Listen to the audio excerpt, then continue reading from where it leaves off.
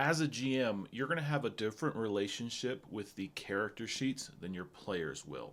Specifically, the character sheet is going to give you clues or some ideas on how to proceed, how to set up challenges or encounters, or just entire sessions as you build things for your players or to challenge your players, etc., etc.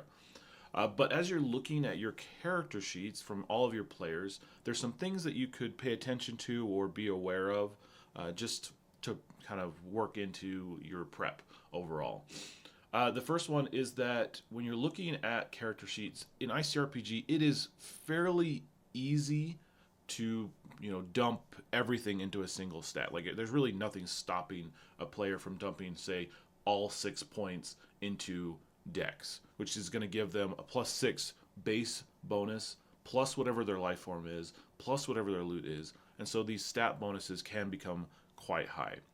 It's worrisome at first, but in reality, you don't really have to worry about that. Let your players dump everything into one stat, become a glass cannon in one way, because there's plenty of other ways to challenge your players. It's not always just about having a variety of skills. Like all of a sudden, if they have +6 strength, well, occasionally they're going to have to deal with constitution checks, intelligence checks, charisma checks, and they're not going to have those bonuses to kind of mitigate their rolls. The same things with effort. They may dump 4 points into weapons and so that they are dealing tons of damage. Like it's okay because there's other things that are going to mitigate it. The dice will help because it's not always going to be rolling that particular dice, or they're not always going to roll high. It's just kind of a way to mitigate it.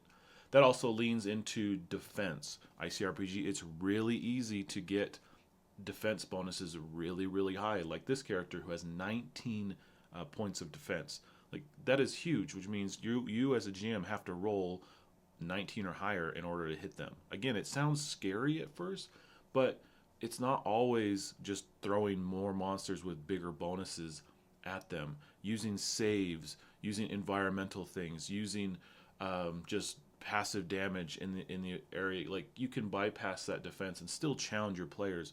And so don't stress if they get a really high defense score. Like there's still ways to challenge them. Uh, After that, you're looking at their loot and their abilities, being familiar with what your players can and can't do, what they're building towards, what their kind of specialties are, can give you ideas on, okay, I'm not going to build in solutions to my encounters, but I'm definitely going to lean into some spaces that can take advantage of using shields. Warhammer lets you destroy points of enemy defense. Okay, so I'm going to have enemies that have some defense. I'm going to make sure I'm aware of that and let the Warhammer do its thing and find a way to mitigate that.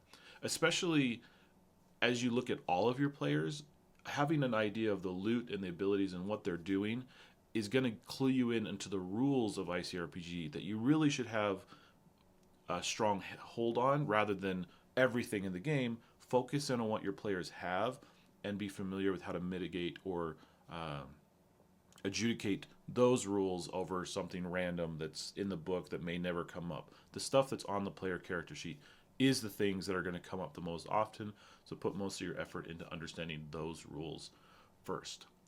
And then the other things, like if you're looking at the powers and the augments, they're not necessarily there in character creation, but they make great milestone options for players. Finding a way to give a player a power instead of just an ability or just a piece of loot is super exciting because they're more rare. Same thing with an augment. They are something that can be given to a player that's different than just, oh, you get a new ability from your character type. Oh, here's a random loot roll from the tables. Like a power augment can be very customized to their character. But the same thing goes for everything else. It's any milestone that a player may get as they earn those can be something from the book. It doesn't have to be specific to their character type. It can be something from the tables. It can be something that you homebrew. Like really take advantage of everything at your disposal to give options to your players and work with them to find what they want rather than feeling limited to just what's on the character type sheet or just what's in that setting. Like you can break out into pretty much whatever you want, even other systems if you want to pull in something from there. Like ICRPG can handle it. So you're not limited on just what's there on their sheets, or in the core book when they're creating characters. And lastly, mastery. Mastery is something that can take a long time if you're focusing on natural 20s. Uh, and so, one thing that you can do to either speed that up is you can think about, okay, I'm going to use natural ones and natural 20s, a critical in either case, so that way that natural fail isn't as punishing and the character is learning from their mistakes.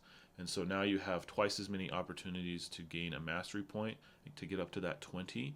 Or you can lower the natural, the 20 points that you have to get, and not necessarily, maybe you can go to 10 points of mastery and then you can get a milestone rather than a mastery. Or you could just say 10 points gets you a mastery, 10 points gets you mastery. And you're able to adjust that. It just depends on what rate you want to accelerate or decelerate the mastery kind of bonuses that are coming in.